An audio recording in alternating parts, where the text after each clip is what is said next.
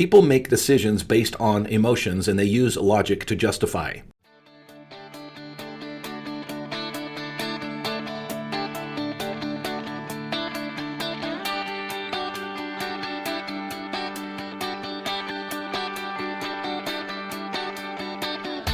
Originating from deep inside the Rocky Mountains, transported through the power of the internet, and arriving inside your tiny earbuds. It's the Appraiser Coach Podcast. Minisode. All right, welcome back to the party, everybody. Dustin Harris hanging out once again in the podcast chair. Another quick mini-sode for you. You know, an idea that I have been told for many, many years, but I still struggle trying to grasp what it actually means, even though it's something that I do, it's something that you do, and that is the way that we make decisions as human beings really comes down to emotion. I want to pause here, remind you that we're sponsored by ANOW Software. ANOW, of course, is the software that I use every day. It's sitting right in front of me, showing me all kinds of stats and numbers that I can use to make decisions in my business. Check them out by going to their website. It's anow.com, ANOW.com. I want to start today's mini-sode with a quick story for you. Had an opportunity to be in a home the other day. I don't do a whole lot of inspections anymore, but I do a few. And I was in a home the other day, and the individual had had a recent appraisal done. This was his second appraisal, and he was quite concerned about his first appraisal and wanted to ask a few questions. Okay, no problem. Obviously I haven't done a review of the previous appraisal and this, that, and the other, gave all the disclaimers. And, no, just in general would like to hear your thoughts. So the appraisal was done a couple of weeks ago, and it came in at X amount, and I was very concerned because I live in a community not too far away, and I know my brother just sold his house, and his house is 4,200 square feet, and my house is 4,300 square feet, and if you look at a cost per square foot, obviously my house should be worth more than his, and it just doesn't make any sense that mine came in $100,000 lower than his did, and blah, blah, blah, blah, blah, right? You've heard the questions, you've heard the stories many, many times, and I don't mind teaching. I love to teach and to educate and to help people understand. And I thought, this is a great opportunity to educate somebody who may not know, exactly how valuation works. It's very common when I deal with real estate agents, brokers, and homeowners that they'll use the cost per square foot thing. And I love to share the analogy that was shared with me. I wish I could remember who first said it, who I can attribute it to. One of my mastermind students said, valuing a house on a per square foot basis is much like valuing a car on a per pound basis.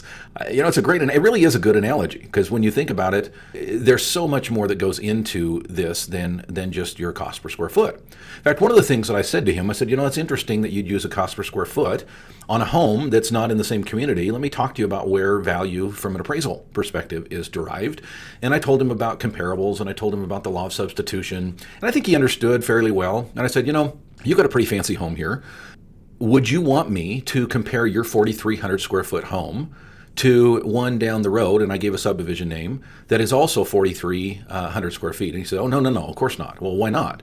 Well, because that's, builder grade, and there's a lot of Home Depot and Lowe's, type countertops in there, and, LTV versus my tile, and on and on and on. And I said, well, you're making my point.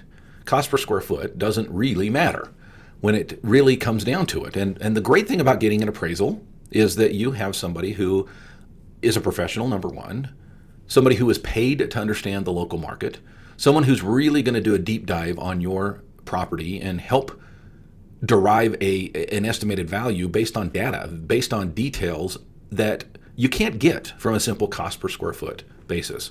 And I said, I have no idea what the value of your home is. I haven't done the work yet, but I would be careful not to throw the first appraiser under the bus, especially if your explanation is a cost per square foot. And honestly, I thought we had a pretty good conversation. I thought that we were on the same page. I found out the next day that we were not. I want to share that with you and teach a bigger principle here on this mini-sode as we get back from the break. But want to first talk about ANOW software. ANOW is a great software to not just keep track of your orders. And a lot of people think that's what ANOW is, that it's a spreadsheet, that you put the address in there and the type of order and the fee, and when it gets paid, you click a checkbox. Folks, I did that for many years. My first spreadsheet, if you want to call it that, was handwritten. I remember the first month I was in business and I did 2 appraisals. The next month I was 4, and then I did 7. And I kept track of this on a piece of paper. And when I got paid, I crossed it off. Yeah, that's how I started out. Then we moved to Excel. Then we moved to Google Sheets. And then we took a leap and bound jump to Now software that not only keeps track of your orders, but every aspect of your business. Folks, I'm telling you, it's not just a spreadsheet. It is a whole business management system, and you can find out more. And by the way, get 30% off your first 3 months if you go to anow.com and use the coupon code podcast30.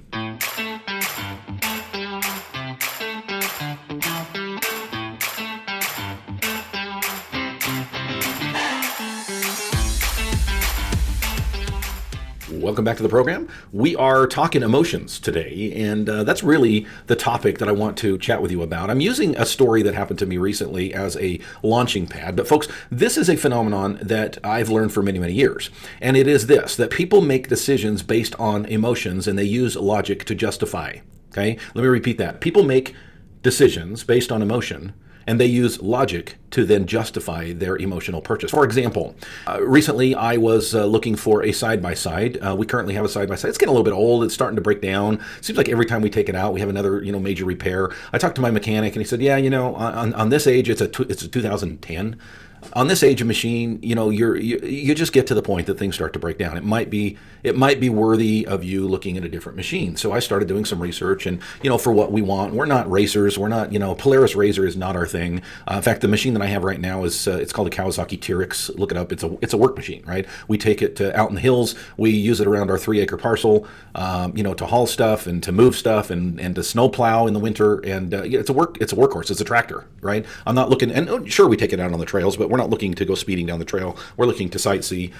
And so I started looking at others that are like that, and I got pretty emotionally attached to a certain brand and a certain model. And I ran it past my mechanic, and he said, oh yeah, that's the brand to go with. They'll last you forever. Their engine's the best, blah, blah, blah, blah, blah, right?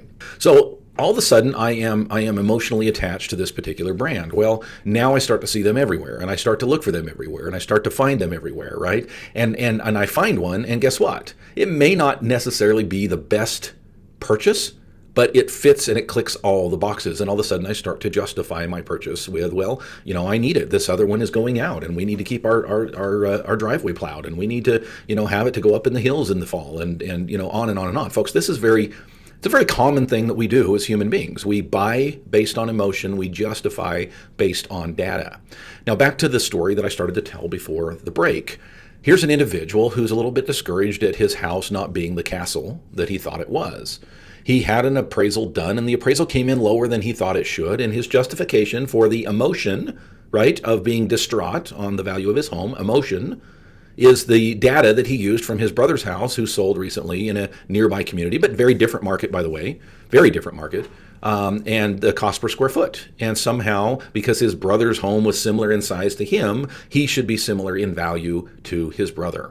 And we had a long talk. I was there for 40 minutes, folks, and that does not include the inspection. I was there talking to him in the living room for 40 minutes, and I enjoyed it. It didn't put me out at all. I didn't have anywhere to go. It was a nice, fun, educational experience. And honestly, I walked out of that door thinking, okay, I really taught that guy something. I mean, we shared something there, right? And he thanked me, and he said, I can't tell you how much I appreciate this. And I went out thinking, okay, this guy gets it. Cost per square foot is not where it's at. The very next morning, we got an email at the office that was forwarded to me, said, looks like we've got a concerned borrower. I'm like, interesting. Oh, yeah, I remember this guy. I open up the email. Folks, I should read it to you. I won't because it's private. But basically, every single point that I made the day before, every topic of education, every knowledge tidbit that I expelled, that I thought we were on the same page with, was right there it was as if that conversation did not happen. And he went right into cost per square foot and what he thinks his appraisal should come out at. And folks, we're walking away from the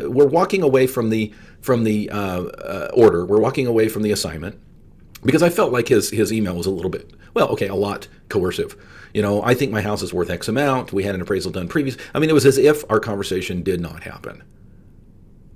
As you talk to real estate agents, brokers, homeowners, they're so emotionally tied to their homes, so emotionally tied to what the value of their house might be. And they're not looking at it from the same perspective that you are. They're looking at it emotionally. Why do I share this with you? Why do we take time on this microphone, even if it is a quick mini-sode, to share information about emotion? Because, folks, I think this is something that plays into our daily activity. We, on a daily basis, have an opportunity to deal with people. As you deal with people, rather than getting frustrated at the way that they react, remember, we're all the same. We all make decisions based on emotion. I hope you will not make the decision to join the All-Star team based on emotion, because there's lots of data to back up that this is a great move for you. If you want to move your business from where it's at to where it needs to be, if you want somebody in your corner as we move into this new world of changes in the valuation industry, please, let's be a part of that together. Please join me at the All-Star team. You can reach out to us and learn more at theappraisercoach.com. You've been listening to the Appraiser Coach podcast with Dustin Harris. If you like what you hear, please give us a 5-star rating and post a short review on iTunes. For more in-depth insider information on how you can make more money as a real estate appraiser, visit theappraisercoach.com and sign up for the All-Star team today. Thanks for joining us. And now, get out there and create some value. I know my brother just sold his house, and his house is 4,200 square feet, and this one's 4,300 square feet. And if you just, sorry, Edgar.